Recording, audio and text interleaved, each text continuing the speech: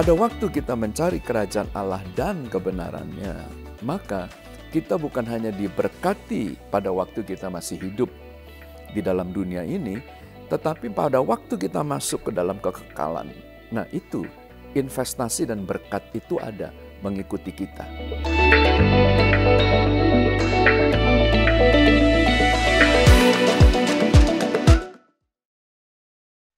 Shalom, apa kabar Bapak Ibu Saudara?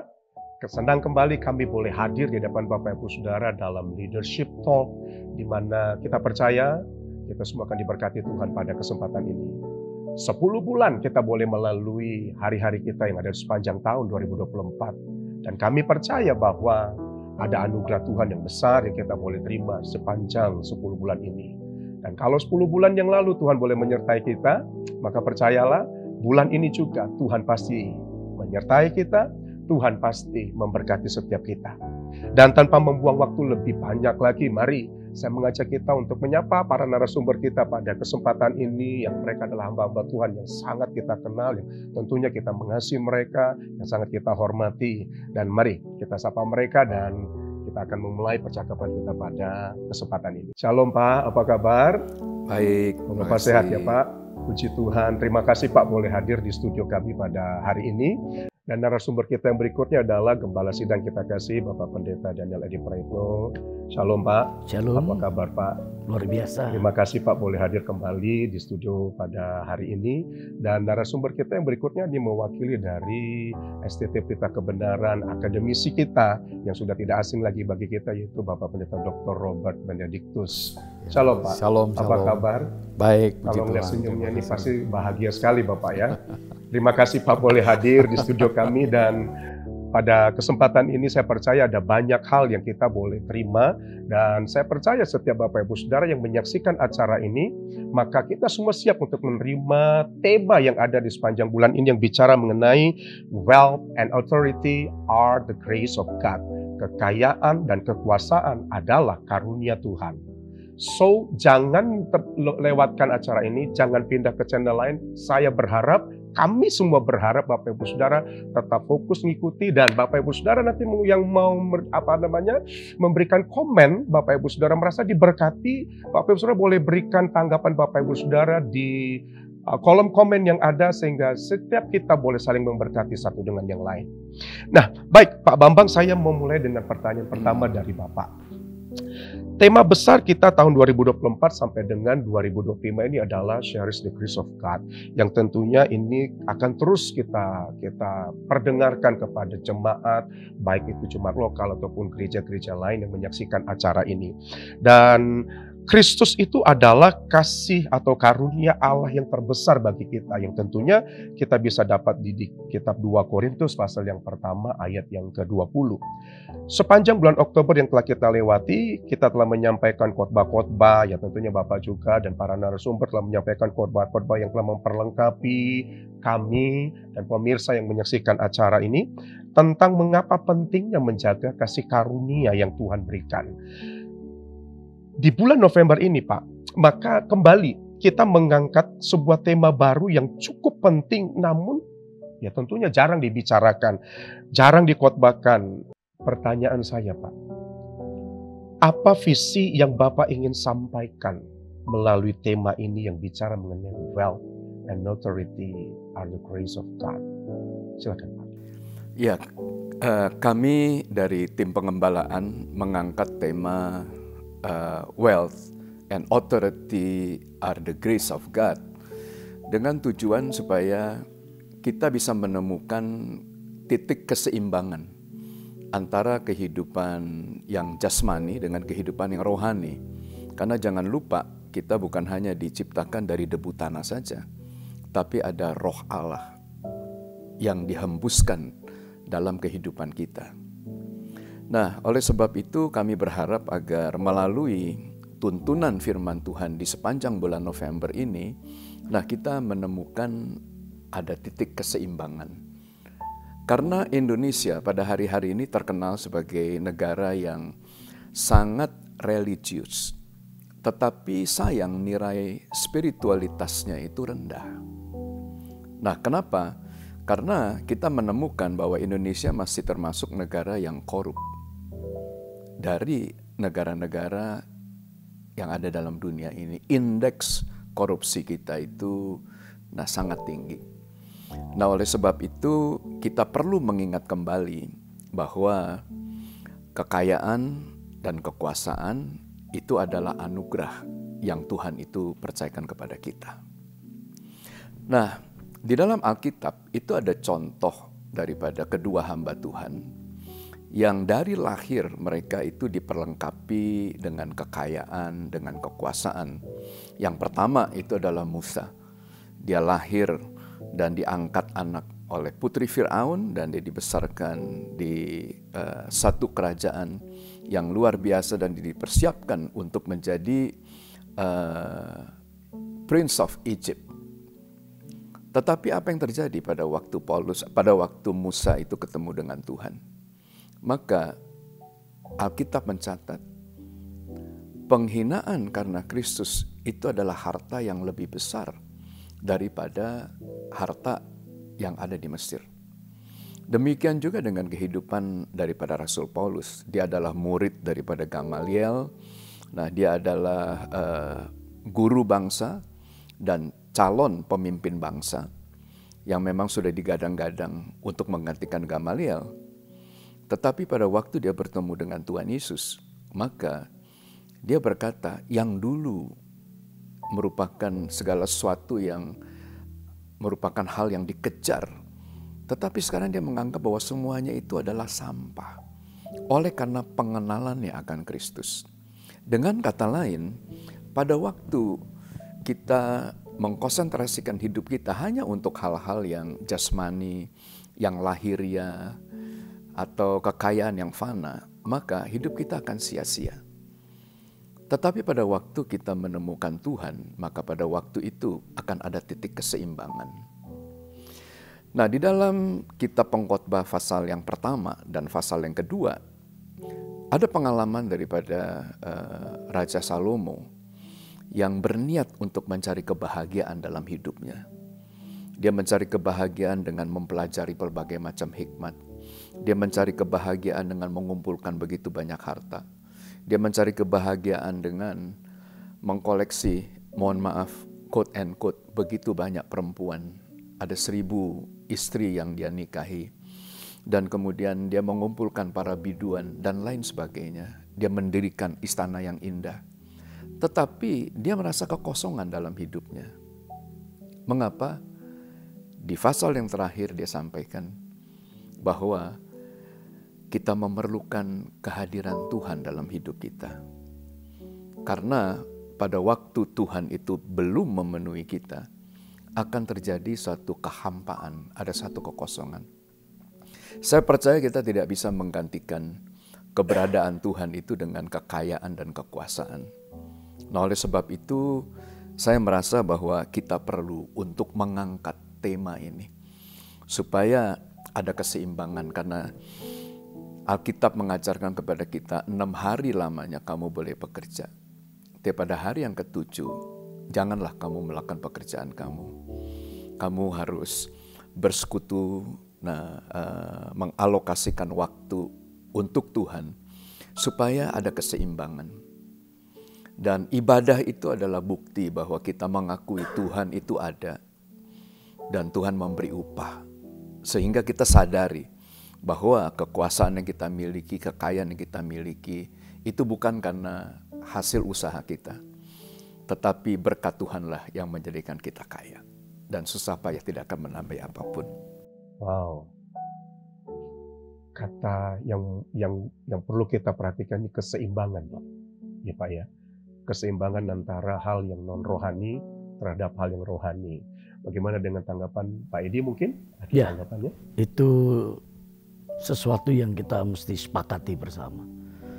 Bahwa memang ada begitu banyak orang berlomba-lomba untuk kemudian mengejar dan mencari yang namanya kekayaan dan kekuasaan.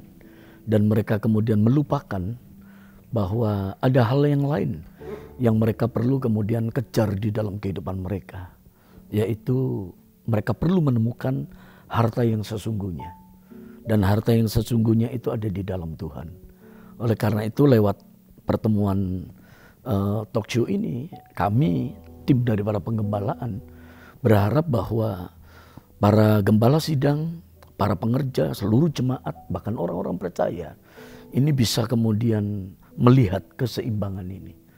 Jadi kalau kita diberkati, kita kaya, maka kita juga perlu untuk kemudian memperhatikan kekayaan yang lain yang memang diberikan Tuhan kepada kita. Daud dalam nyanyiannya berkata bahwa kekayaan, kekuasaan itu datang dari Tuhan dan itu adalah milik daripada Tuhan. Di dalam perjanjian baru kalau kita baca dari Efesus 3 ayat 16 sampai dengan ayat yang ke-19, maka Tuhan itu menganugerahkan kekayaan, Tuhan menganugerahkan itu akses untuk kita bisa menikmati surga. Jadi ada dua kekayaan, yaitu kekayaan jasmani dan juga kekayaan rohani. Dan dua-duanya ini mesti seimbang. Dari dua tanggapan narasumber kita pada hari ini, maka hal yang pertama yang perlu kita perhatikan, diperlukan keseimbangan dalam kehidupan kita. Dan yang kedua adalah apa yang kita cari, apa yang kita terima, berkat jasmani, ini adalah semuanya adalah fana. Dan yang perlu kita perhatikan adalah kita harus mengingat kembali bahwa Tuhanlah yang melengkapi semua kebahagiaan itu. Susah payah tidak menambahinya, karena berkat Tuhanlah yang menjadikan kita kaya. Bapak Ibu Saudara yang menyaksikan acara ini, boleh bantu kita sama-sama ketik di kolom komen Bapak Ibu Saudara bahwa kekayaan jasmani yang kita terima itu adalah bersifat fana. Untuk menyempurnakannya, maka kita perlu yang namanya kasih karunia Tuhan. Baik Pak, yang pertanyaan saya selanjutnya mungkin untuk Pak Edi. Pak, salah satu ayat tuntunan tema ini diambil dari 1 Tawarikh pasal 29 ayat yang ke-12, yang dimana berbunyi, yang sebab kekayaan dan kemuliaan berasal daripadamu, dan engkaulah yang berkuasa atas segala-galanya. Dalam tanganmu-lah kekuatan dan kejayaan, dalam tanganmu-lah kuasa membesarkan dan mengokohkan segala-galanya. Sementara di kitab 1 Tawarikh pasal 29 ayat ke-12 juga menyinggung hal yang seperti itu ya Pak. Bagaimana pandangan penjelasan Kristen tentang kekayaan dilihat dari ayat tersebut?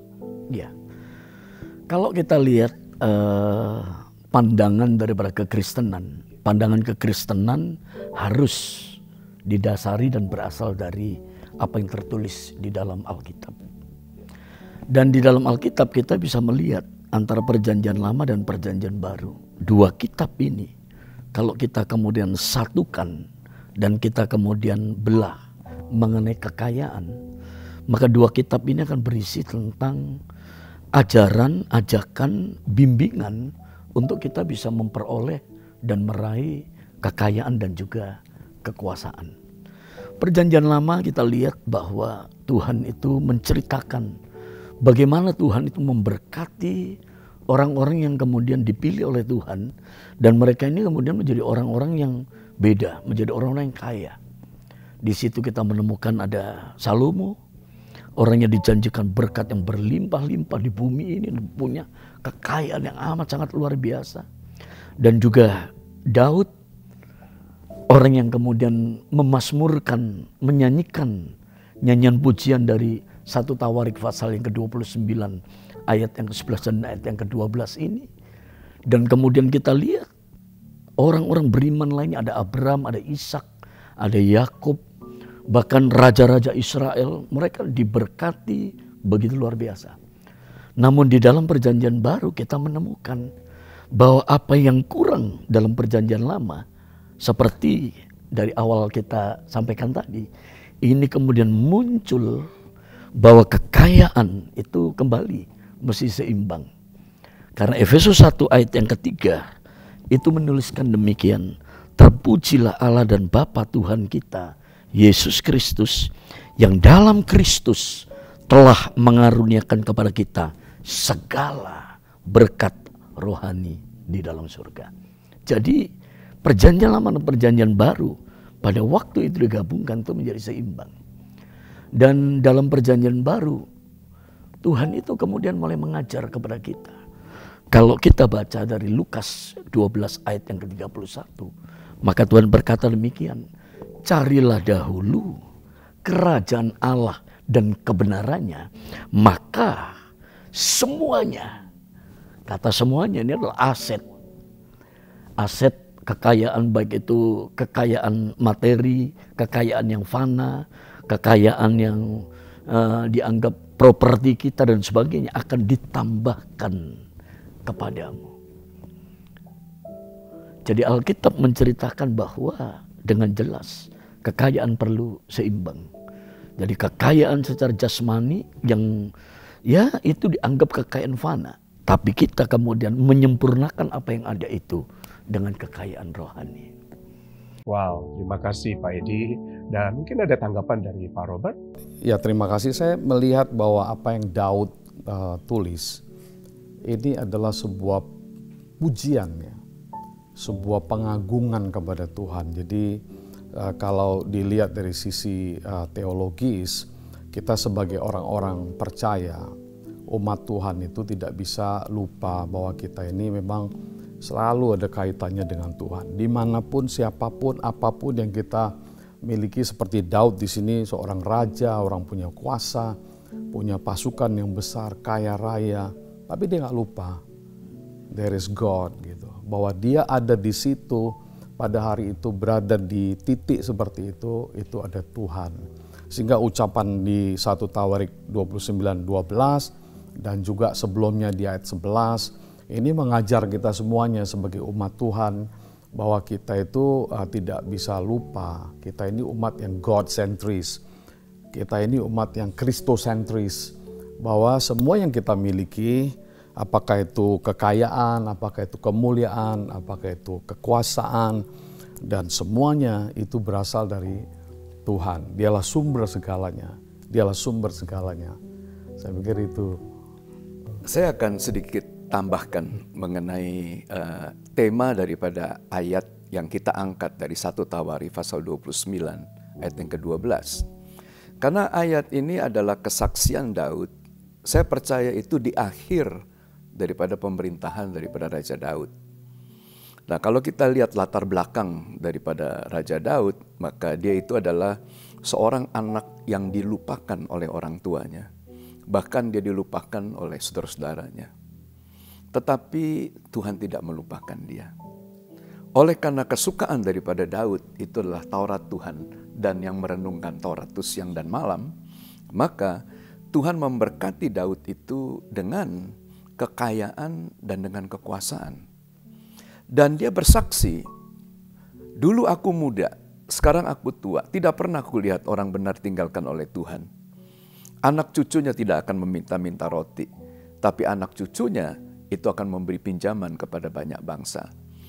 Jadi kesaksian daripada Daud ini adalah suatu bukti bahwa Tuhan itu ada dan Tuhan memberi upah. Nah, di dalam perjanjian baru, di dalam Yohanes pasal yang ketiga ayat yang ke-27 juga dicatat, tidak ada seorang pun dapat mengambil sesuatu bagi dirinya kalau tidak dikaruniakan dari surga. Saya percaya surga itu tidak punya perbendaharaan yang jelek. Karena dalam Yakobus pasal yang pertama, nah Alkitab menuliskan setiap pemberian yang baik dan anugerah yang sempurna datang dari atas, datang dari Bapa.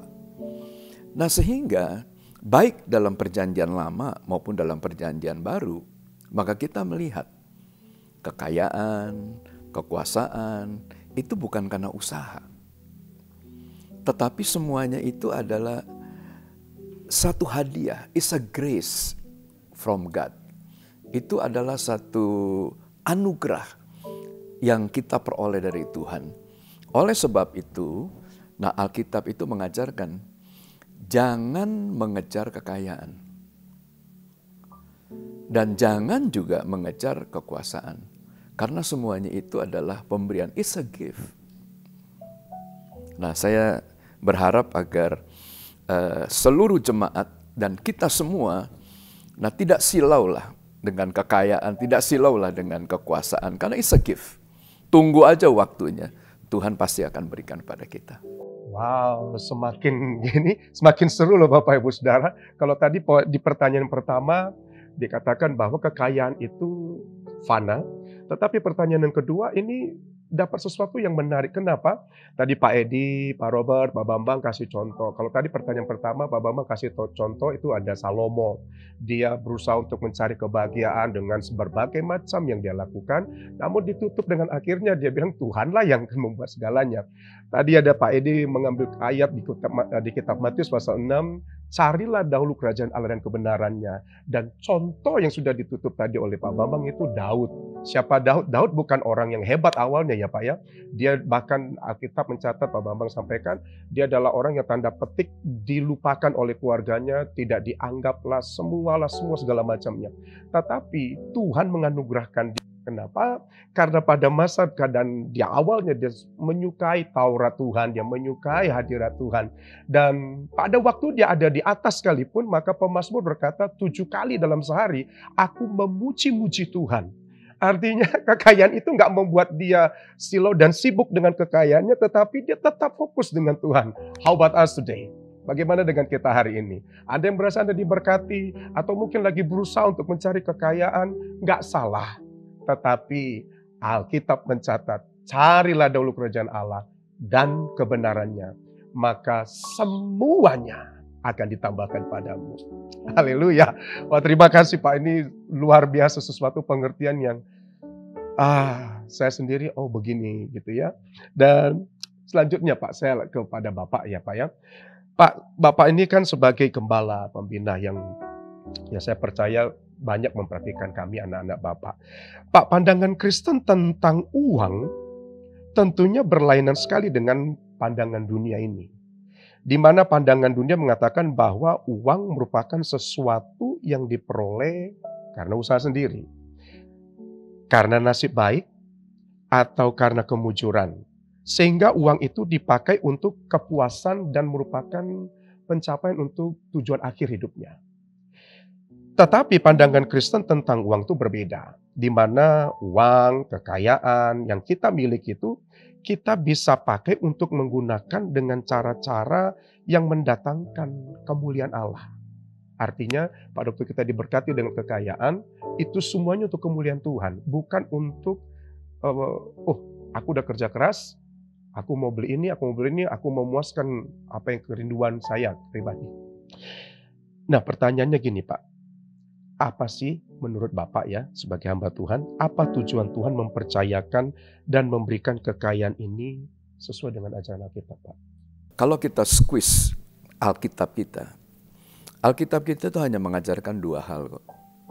Yakni Alkitab mengajarkan supaya kita mengasihi Tuhan dengan segenap hati, dengan segenap jiwa, dengan segenap kekuatan. Tetapi juga Alkitab mengajarkan supaya kita mengasihi sama kita manusia, sama seperti kita mengasihi diri kita sendiri. Nah, kenapa pertanyaannya Tuhan itu memberkati kita? Nah, karena kasih itu tidak bisa pura-pura.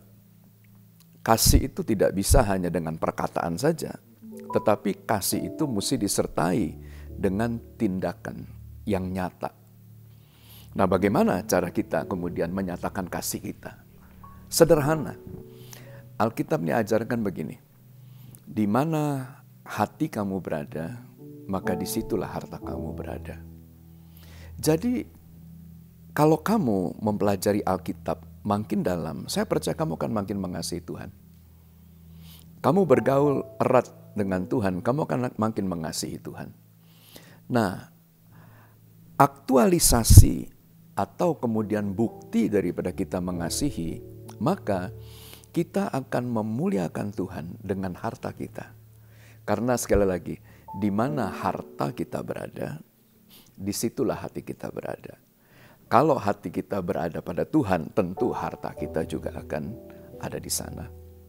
Dan juga demikian halnya dengan hubungan kita, hubungan sosial kita antar sesama anak bangsa. Kalau kita sekarang mengasihi sesama kita manusia, sama seperti kita mengasihi diri kita, maka saya percaya juga harta kita itu akan mengalir kepada teman-teman kita, sahabat-sahabat kita.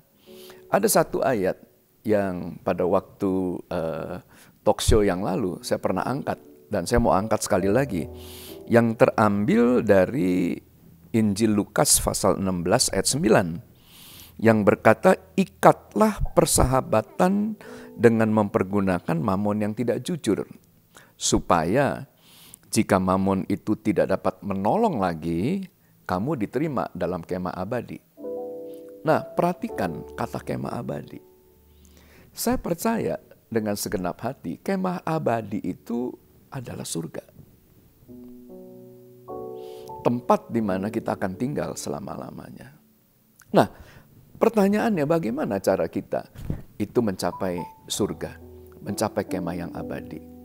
Nah, maka ayat itu mengajarkan kepada kita untuk mempergunakan mamon yang tidak jujur di dalam bersahabat satu dengan yang lain. Nah, artinya adalah, jangan ragu-ragu mempergunakan kekayaan kita itu untuk menjalin persahabatan. Oleh sebab itu Alkitab mengajarkan pada waktu kita melihat orang susah, jangan ragu untuk memberikan dia pertolongan. Kalau dia telanjang kita beri pakaian, kalau dia haus kita beri minuman, kalau dia lapar kita beri makanan. Nah, karena pada waktu kita lakukan itu, maka sesungguhnya kita juga melakukan itu untuk Tuhan. Dan yang luar biasa, Ben, pada waktu kita melayani orang-orang yang membutuhkan pertolongan kita memiutangi Tuhan. Dan Tuhan yang akan memberkati kita. Dengan apa? Saya percaya, kalau kamu bisa dipercaya dengan kekayaan, Tuhan akan percayakan kekayaan itu lebih lagi buat kita. Kalau kamu bisa dipercaya dengan kekuasaan, Tuhan akan berikan lagi kekuasaan yang lebih besar kepada kita. Wow, semakin menarik Bapak Ibu Saudara, semakin menarik ini. Dan bagaimana dengan Bapak-Bapak narasumber? Boleh saya sedikit tambah ya, silakan, Pak. dari Bapak ya. Ya, memang tadi pertanyaannya adalah apa sih tujuan Tuhan tadi ya, mempercayakan dan memberikan kepada kita kekayaan dan kekuasaan ini gitu ya. Jadi di samping apa yang Pak Bambang tadi jelaskan, sangat jelas sekali dan bagus sekali. Saya teringat satu ayat yang dikatakan di dalam 1 Timotius pasal 6. 1 Timotius pasal 6 ayat 18 dan 19. Di situ itu ada satu himbauan, satu malah peringatan sebenarnya, warning sebenarnya. Yang berkata begini, jadi ayat ini berkata, peringatkanlah agar mereka itu berbuat baik, menjadi kaya dalam kebajikan. Jadi itu yang Bapak jelaskan tadi. Jadi kaya dalam kebajikan, suka memberi, suka membagi, dan dengan demikian mereka mengumpulkan suatu harta sebagai dasar yang baik bagi dirinya di waktu yang akan datang untuk mencapai hidup yang sebenarnya. Jadi kita dipercayakan kekayaan, dipercayakan kekuasaan itu sebenarnya bukan agar kita menimbunnya untuk diri kita, bukan untuk menimbun berkat, tapi justru untuk menjadi berkat. Jadi kira-kira itu, menjadi berkat. Bapak mungkin ada? Pengkhotbah 10 ayat 19 itu kan menuliskan bahwa uang itu memungkinkan kita untuk melakukan segala sesuatu. Tapi nilai-nilai kehidupan kita, karakter kita akan kemudian terbaca pada waktu kita itu kemudian mulai menggunakan uang. Di tangan orang yang murah hati, uang itu kemudian akan mengalir Dan uang itu kan menjadi berkat bagi begitu banyak orang. Di tangan orang yang jahat, uang itu bisa juga dipakai untuk hal-hal yang jahat. Tetapi di tangan orang yang kemudian baik, maka uang itu akan kemudian berubah menjadi sesuatu yang sangat baik. Saya belajar dan juga kemudian melihat perjalanan daripada gereja kita yang ada di Medan ini, di keluarga besar GB Medan Plaza. Dan beliau, Pak Bambang, mengajarkan kepada kita semuanya tentang nilai-nilai keuangan. Dan saya memimpin gereja itu berdasarkan nilai-nilai yang kemudian diajarkan oleh Pak Bambang. Di awal pada waktu saya diajar dilatih, selalu beliau sampaikan, kalau ada orang yang kemudian mengajukan proposal, sekalipun mungkin orang itu kita ketahui adalah orang yang mungkin ya, tanda kutip, mau nipu kita sekalipun. Itu contohnya itu. Maka biarlah kalau kita bisa membagi, kita bagi. Karena memang ya itu adalah tugas daripada kita. Satu waktu saya ingat pada waktu kita masih ada di Medan Plaza, ada satu hamba Tuhan itu datang ke kami dan berkata, Pak, kami butuh keyboard untuk kemudian gereja kami. Beliau kemudian sampaikan, oh iya, saya kasih satu keyboard, ambil di toko yang telah ditentukan, dan kemudian keyboard itu diambil, tapi kemudian ditukar, dikembalikan dan diganti dengan uang. Nah kita tahu ada kecurangan dan sebagainya, tapi enggak. Bagian kita, tugas kita itu adalah tetap, kalau toh ada orang yang memang memerlukan, maka kita itu kemudian memberikan dukungan dan bantuan. Dan kita selalu memulai semuanya itu dengan bukan kemudian ada, baru kemudian kita melangkah. Tapi biasanya kemudian kita memiliki visi, kita memiliki kerinduan, kita melangkah. Baru kemudian Tuhan itu mencukupkan segala sesuatunya. Sehingga di gereja kita, di tempat ini kita tahu apa itu kekurangan, apa itu juga kelebihan. Tapi kalau kita berlebih, kita tahu bahwa kelebihan itu adalah bagian kita untuk mencukupkan kekurangan daripada saudara-saudara kita, kekurangan daripada teman-teman kita yang lain. Jadi inilah tujuan Tuhan itu mempercayakan kepada kita kekayaan. Sehingga hari ini kalau kita lihat, kita kemudian dipercayai dengan bangunan, dengan segala sesuatu yang ada. Bahkan kemudian gereja-gereja cabang itu bisa berdiri dari tempat sewa, kemudian berubah menjadi satu gereja yang permanen. Dan kemudian kita lihat keuangan ada yang kemudian bermasalah, tapi tetap semuanya bisa berjalan dengan baik. Masalah bukan berarti membuat kita tidak bisa berjalan dengan baik. Masalah tetap bisa membuat kita berjalan dengan baik. Karena kita tahu bahwa kekayaan, kekuasaan itu semuanya pemberian anugerah yang diberikan Tuhan itu kepada kita. Wow, ini tambah seru lagi kan Bapak Ibu. Kenapa? Karena pada waktu kita cari Tuhan, diberkati Tuhan. Ketika kita diberkati Tuhan, tadi Pak Bambang sudah sampaikan, kita memberi. Karena pada waktu kita memberi, maka kita sedang melakukan kasih Tuhan yang ada dalam diri kita.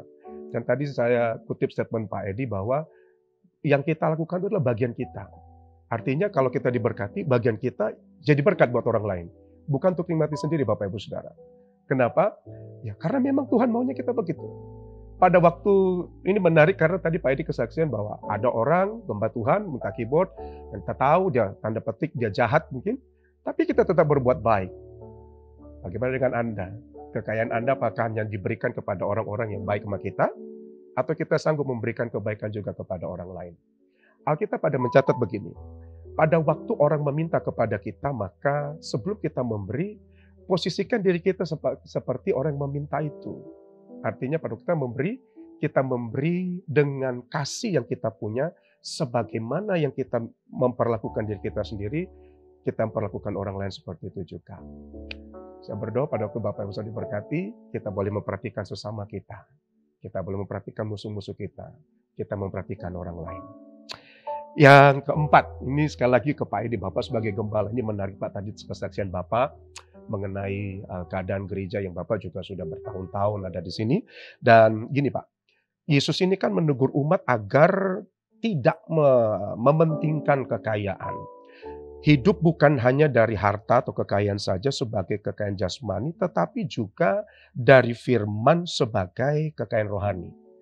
Alkitab ini mencatat bahwa berjaga-jagalah dan waspadalah terhadap segala ketamakan, sebab walaupun seorang berlimpah-limpah hartanya, hidupnya tidaklah tergantung daripada kekayaannya. Itu ada di kitab Lukas pasal yang ke-12 ayat yang ke-15.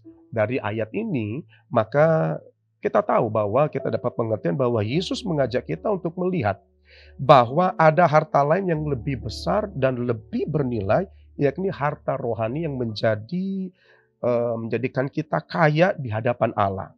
Nah Pak, pertanyaannya gini Pak, apa sih itu Pak harta rohani? Dan bagaimana caranya mengumpulkan harta rohani itu dalam kehidupan pemirsa yang menyaksikan acara kita hari ini Pak? Iya. Kalau saya bisa bagi dan kemudian mulai sharingkan ini, harta itu dibagi menjadi beberapa bagian. Itu ada harta yang saya sebut dengan harta hubungan. Ini juga harta. Persekutuan, berteman dan sebagainya. Kemudian ada harta jiwani, harta yang dianggap harta yang fana, kekayaan dan sebagainya yang kita peroleh. Ada tubuh, ini juga adalah harta yang perlu kita jaga kesehatannya. Harta keluarga, itu juga harta. Kemudian ada harta duniawi yang kebutuhan materi kita dan sebagainya. Tapi yang penting dari segala harta ini adalah harta rohani. Harta rohani yaitu hubungan kita itu dengan Tuhan. Yaitu bagaimana kita bisa kemudian menemukan Tuhan di dalam kehidupan kita. Bagaimana kita bisa kemudian jalan seiring dengan Tuhan di dalam kehidupan kita. Di awal kita sudah sampaikan bahwa hal ini mesti seimbang. Tapi banyak orang berlomba untuk satu, tetapi melupakan yang satunya.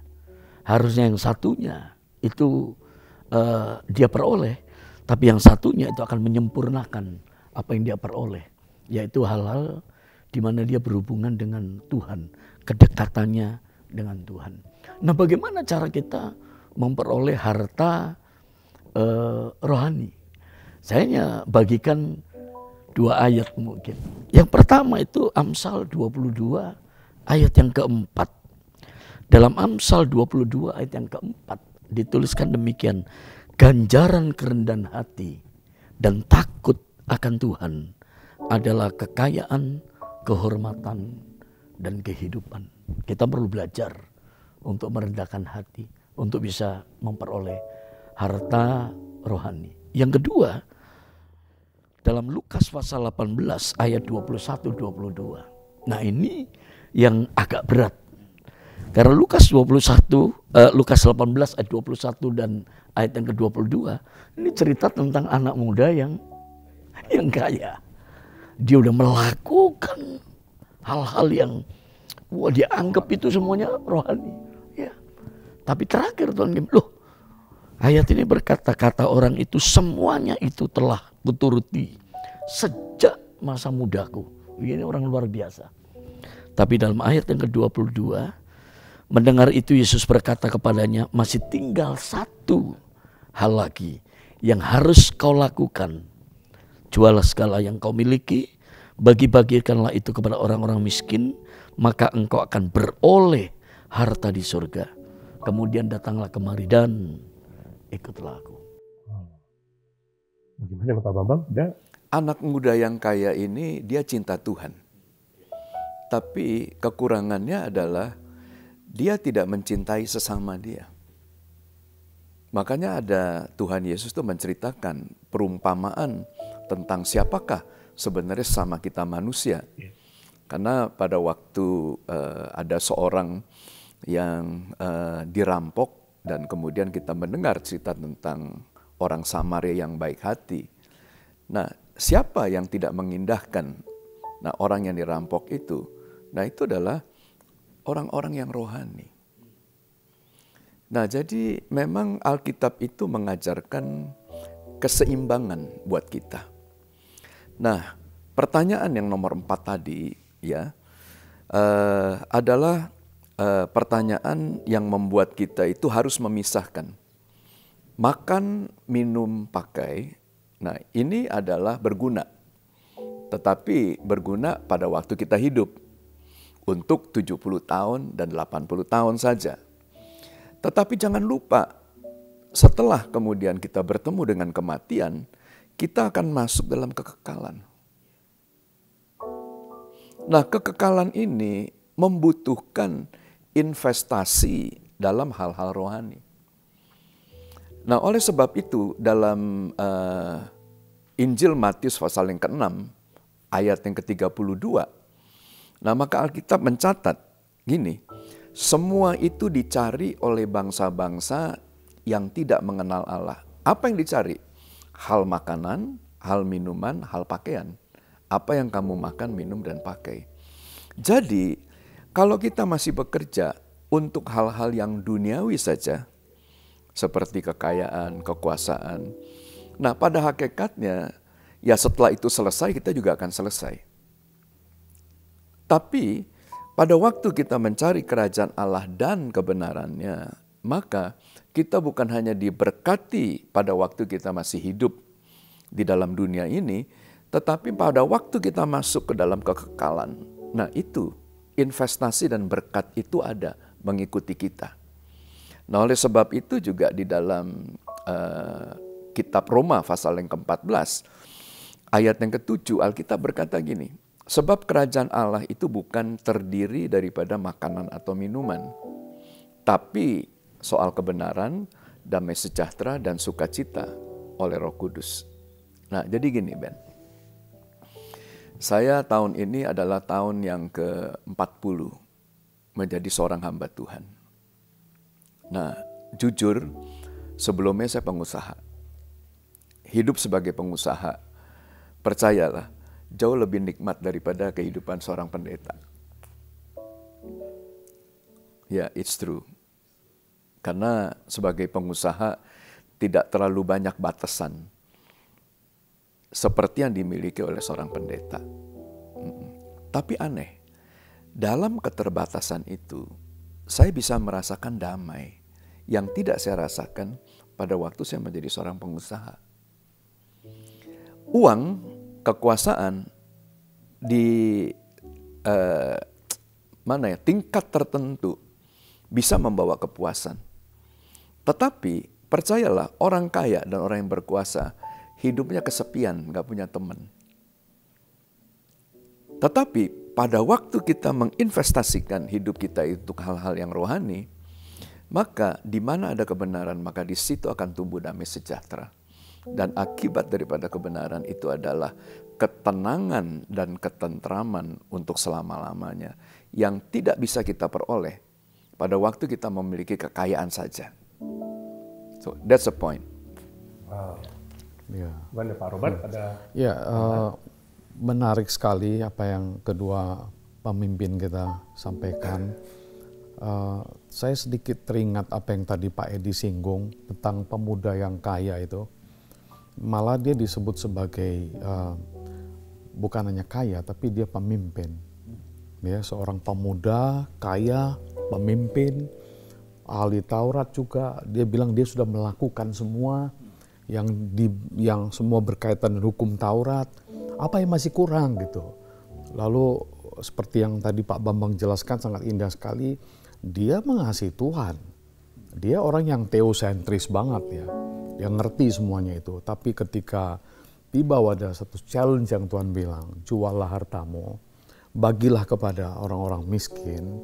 Di situ dia dikatakan dia sedih. Dia sedih dan dia meninggalkan. Saya teringat apa yang ditulis oleh Matthew Henry, seorang komentator Alkitab. dia buat statement yang tidak bisa saya lupakan sampai hari ini itu. Dia bilang, this young Jewish ruler, pemimpin Yahudi yang kaya ini, he saw the right road, but he turned away. Jadi itu statement yang bagus sekali. He saw the right road, artinya dia sebenarnya udah melihat jalan yang benar itu, yang Tuhan ajarkan. Tetapi he turned away. Dia berbalik, dia tinggalkan. Nah ini yang ngeri, perjalanan seperti ini yang mengerikan kalau kita ikut Tuhan tapi kita nggak siap untuk melakukan apa yang Tuhan mau. Kita jalan begini jauh tapi kita mundur lagi dari Tuhan itu. Makanya saya teringat apa yang Tuhan Yesus ajarkan juga di dalam Matius pasal 6. Tuhan bilang jangan kamu mengumpulkan harta di bumi. Sebab di bumi ini ngengat karat akan merusakkannya. Pencuri membongkar serta mencurinya. Tetapi kumpulkanlah bagimu harta di surga. Sebab di surga ngengat dan karat tidak dapat merusakkannya, pencuri tidak dapat membongkarnya serta mencurinya. Nah disitulah muncul ayat tadi, yaitu di mana hartamu berada, di situ hatimu berada. Itu warning. Jadi hati-hati, kita udah lihat jalan yang benar ini, ya melangkahlah terus sampai selesai. Ya kira-kira itu. Oh, ini keren loh Bapak Ibu Saudara. Ternyata orang yang hidupnya rohani, tanda petik bisa fail di hadapan Tuhan. Kalau dia tidak mengasihi sesama. Karena tadi Pak Bambang kan pertanyaan ketiga beliau sampaikan bahwa hukum yang ada dalam Alkitab cuma dua. Mengasihi Tuhan dan mengasihi sesama. Kita tidak cukup untuk mengasihi Tuhan saja, tetapi kita harus bisa mengasihi sesama. Tadi ada kesaksian yang diberitakan oleh para narasumber kita hari ini. Dan saya percaya ini sesuatu hal yang mungkin bisa menggugah hati kita bahwa the point is, ya kan itu, jangan cuma bisa melihat kebenaran, tapi siap itu begitu ditantang untuk memberi, udah balik lagi lah. Karena saya masih punya kebutuhan. Dan hari ini ya Bapak Ibu Saudara, pada waktu kita bicara wealth, kita bicara mengenai kekayaan, kita bicara mengenai kekuasaan, itu adalah anugerah Tuhan dan kita kembalikan kepada Tuhan hari ini. Make your decision. Ambil keputusan bahwa kalaupun kita diberkati, berkat ini, kata Pak Edi tadi saya kutip, ini bagian saya adalah untuk memberkati orang. Kalaupun saya punya kekuasaan hari ini, kalaupun saya diberkati dengan jabatan ini pun untuk kemuliaan Tuhan. Amin. Nah kalau Bapak Ibu Saudara setuju dengan statement daripada hamba Tuhan pada hari ini, Bapak Ibu Saudara boleh ketik di kolom komen yang ada, dan ke Bapak Ibu berkata, I'm agree, saya setuju. Dan kalau Anda punya komitmen, Anda punya sepakat dengan Tuhan, Tuhan kalau saya diberkati, ini untuk Tuhan, ini untuk kemuliaan Tuhan. Tadi saya ambil statement Pak Bambang, ini investasi. Ya kan? Ini investasi. Kalau kita masih hidup sampai hari ini kesempatan untuk kita bisa investasi. Karena apa? Karena kekayaan kita nirvana. Hidup kita ini akan selesai. Kelanjutannya ada di atas. Apa yang kita lakukan hari ini, apa yang kita terima hari ini, mari kita perbuat. Dan saya berdoa, kita sudah diberkati Tuhan. Dan pertanyaan yang terakhir ini buat Bapak-Bapak para narasumber pada hari ini. Gini, saya langsung ke Pak Robert saja ya, untuk pertama kali boleh memberikan closing statement. Begini Pak Robert, wealth and generosity ini kekayaan dan kemurahan hati, di mana setiap kali berbicara mengenai keuangan dan kemurahan hati, maka kita sadar ini merupakan satu area, kita sedang menyentuh area yang sangat sensitif. Di mana ketamakan, kekecewaan, serta kegagalan dalam bidang keuangan ini sering menjadi alasan yang paling membuat orang mudah tersinggung dan tidak peduli terhadap kepentingan serta keperluan orang atau kebutuhan orang lain. Nah, dengan situasi seperti itu justru Alkitab ini menunjukkan satu situasi yang berbeda, di mana Alkitab ini memiliki lebih dari 2000 ayat yang banyak berbicara mengenai uang. Dan 2000 ayat itu juga bukannya bicara dengan uang, tapi juga serta harta benda yang ada. Sebaiknya nih Pak, kita berpikir mungkin ini waktunya firman Tuhan ini menyingkapkan dan menerangi kondisi hati kita yang sesungguhnya, di mana Alkitab berbicara dengan sangat jelas tentang uang, karena hati dan rekening atau saldo kita ini sangat berhubungan keras, sangat berhubungan dengan sangat kuat, kekerabatan yang luar biasa. Karena kita mencatat di mana hartamu berada, di situ hatimu berada. Nah, Pak Robert, sebagai seorang akademisi, seorang teolog yang juga punya jam terbang melayani sudah banyak lah. Apa closing statement dari Bapak? Dasar-dasar firman Tuhan apa yang perlu Bapak sampaikan untuk didengar oleh para pemirsa yang menyaksikan kita hari ini, yang berkaitan dengan harta dan kekuasaan Tuhan? Ya baik, terima kasih Pak Benyamin. Ya langsung saja ke statement tadi ya. Ya. Di mana hartamu berada, di situ juga hatimu berada, kata ayat ini. Para pemirsa dan semua yang mendengar, saya percaya Tuhan sedang bicara kepada kita sesuatu yang penting. Yang penting itu adalah prioritas kita. Apa prioritas kita? Nah, untuk bicara ini mungkin beberapa dari kami akan menyampaikan beberapa closing statement. Nah, saya pilih 2 ayat saja. Ayat yang pertama, Tuhan ajarkan kepada kita, prioritas kita yang pertama, itu adalah mengasihi Tuhan Allah kita dengan segenap hati, segenap jiwa, dan satu lagi tadi, dengan segenap akal budi, deep mind kita ini, pemikiran kita yang paling dalam. Kadang-kadang perasaan kita lemah, kadang-kadang hati kita mungkin dalam keadaan lemah, tetapi di saat-saat seperti itu, ayat-ayat, firman-firman yang kita akan membuat kita itu kembali melompat dan kembali kuat dan berjalan lagi bersama dengan Tuhan. Jadi Tuhan tidak hanya bicara jiwa, tidak hanya bicara hati, tapi Tuhan bicara akal budi loh. Mindset kita ini, itu satu. Jadi yang pertama prioritas kita adalah mengasihi Tuhan kita. Dan yang kedua saya mengambil dari Injil Lukas, pasal yang ke-6 ayat yang ke-36. Ini penting sekali, baru-baru ini kita diberkati sekali dengan kunjungan Pak Charles dan Pak Bonar ya, yang datang ke Medan dan memberikan workshop kepada kita tentang generosity, ya. Path of generosity, jalan berkemurahan, kemurahan hati. Saya sangat pribadi sangat diberkati sekali dengan workshop tersebut, dan saya mengutip, dan itu satu ayat yang penting juga yang menjadi prioritas bagi hidup saya pribadi dan saya percaya juga bagi para pemirsa. Lukas pasal 6 ayat 36 berkata, hendaklah kamu murah hati. Jadi kita punya kekayaan, kita punya kekuasaan, puji Tuhan itu anugerah. Tapi bagi kita hari ini kita belajar hendaklah kita murah hati, karena firman Tuhan berkata, hendaklah kamu murah hati sama seperti Bapamu adalah murah hati. Jadi ini 2 hal prioritas yang mungkin saya sampaikan akan ditambah oleh bapak-bapak kita. Terima kasih. Terima kasih Pak Edi, silakan Pak. Dari saya closing statementnya, jangan jadikan mamon itu raja. Karena mamon itu adalah kacung kita atau pesuruh kita. Dan hiduplah seimbang, yaitu Tuhan mempercayakan kekayaan dalam kehidupan kita, tapi jangan lupakan ada kekayaan harta rohani yang ada di surga yang perlu juga kemudian kita miliki.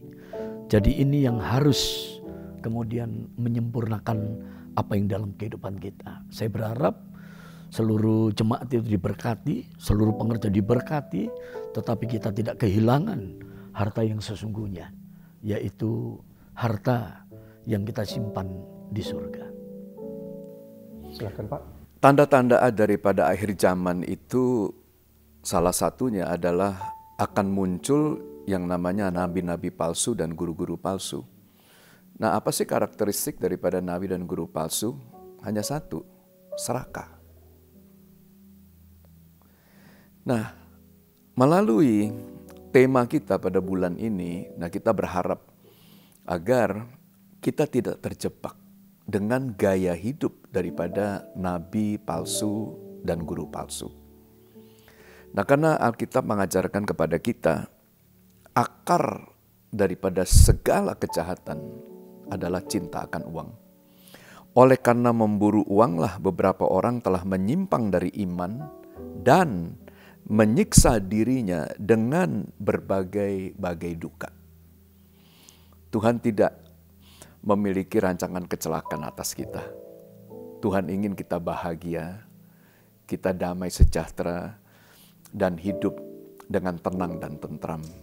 Nah, saya berdoa, biarlah setiap kita yang mendengarkan acara ini, boleh mengalami ketenangan dan ketentraman bersama dengan Tuhan. Amin. Wow, menarik sekali Bapak Ibu Saudara closing statement dari masing-masing para narasumber kita hari ini, di mana ada poin-poin melalui pikiran. Di pikiran kita bisa perintahkan diri kita bahwa jangan jadi kacung daripada mamon, tapi mamon pula kacung kita. Dan kalau kita bisa memerintahkan itu, maka tadi Pak Bambang berkata, kita bisa hidup tidak serakah, kita bisa hidup tidak mengikuti jejak para guru-guru palsu, nabi-nabi palsu, sehingga apa? Pada waktu kita diberkati Tuhan, maka kekayaan itu untuk orang lain, dan hidup kita juga penuh dengan damai. Kita hidup tenang, ya, kekayaan itu untuk Tuhan tadi, dan kembali itu kita mengasihi Tuhan, juga kita mengasihi sesama. Dengan hidup yang seperti itu, maka kita sedang membangun satu kehidupan yang kekal nanti yang akan kita terima.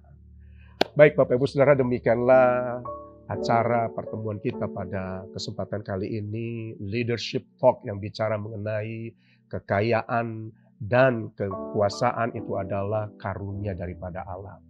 Kami berdoa tentunya para narasumber menginginkan bahwa setiap kita boleh diberkati Tuhan. Namun jangan silau dengan berkat itu, tetapi kita harus mengerti bahwa berkat itu bagian kita adalah untuk memberkati orang-orang yang ada di sekitar kita. Sebelum kita mengakhiri pertemuan kita pada hari ini, kami minta kesediaan Pak Edi sebagai gembala boleh berdoa buat kita, dan mungkin berdoa untuk para pemirsa yang menyaksikan acara ini juga, Pak. Silakan, Pak. Mari saya ajak untuk kita semuanya berdoa bersama-sama. Tuhan, ajar kami, latih kami, dan bawa kami untuk hidup di dalam keseimbangan. Sehingga kami tahu betapa besar dan tinggi panjang lebarnya kasih yang Tuhan berikan kepada kami. Sehingga Tuhan mempercayakan kekayaan dan kekuasaan kepada setiap kami. Dan kami bersyukur juga kalau kami bisa menyeimbangkan dengan mengasihi dan mencintai Tuhan lebih daripada apapun juga yang ada di dunia ini. Ajar kami, latih kami, dan bawa kami untuk kami disiplin di dalam hal-hal rohani. Sehingga kami boleh melihat Engkau menuntun dan membawa kami dari perjalanan kehidupan yang boleh kami alami saat ini menjadi lebih baik, dan lebih baik lagi. Kami berdoa secara khusus, Tuhan, kami pohonkan pengampunan kalau ada di antara kami yang masih hidup hanya untuk mengejar mamon dalam kehidupan kami. Kami dipenuhi dengan kerakusan, keserakahan. Kami dipenuhi dengan segala hal yang tidak Tuhan kenan. Hari ini Tuhan bersihkan kami sehingga kami boleh bersih dan kami boleh hidup di dalam kekayaan yang datang daripada Tuhan. Kalau kami bersalah dalam banyak hal, ampuni. Dan kami menyerahkan hidup kami ke dalam tangan Tuhan. Kami berdoa untuk anak-anak-Mu, untuk hamba-hamba-Mu yang saat ini dalam keadaan kesulitan dan pergumulan di dalam keuangan. Dan saat ini di dalam nama Tuhan Yesus, terobosan-terobosan keuangan terjadi. Tuhan berikan kami kekuatan. Karena hanya Tuhanlah yang mampu memberikan kekuatan untuk kami kemudian memperoleh kekayaan. Terima kasih. Kami bersyukur untuk talk show, berkati setiap kami, berkati para narasumber yang ada, dan berkati dapur daripada ruangan ini. Berkat-Mu menyertai host yang memimpin pertemuan kami. Terima kasih untuk seluruh rekan-rekan kerja yang bersama-sama dengan kami. Berkat dalam nama Bapa, Anak, dan Roh Kudus akan menyertai kami untuk kami boleh berjalan di dalam keseimbangan. Kami kaya di dunia ini, tapi kami juga kaya di dalam surga. Dalam nama Bapa, Anak, dan Roh Kudus. Amin.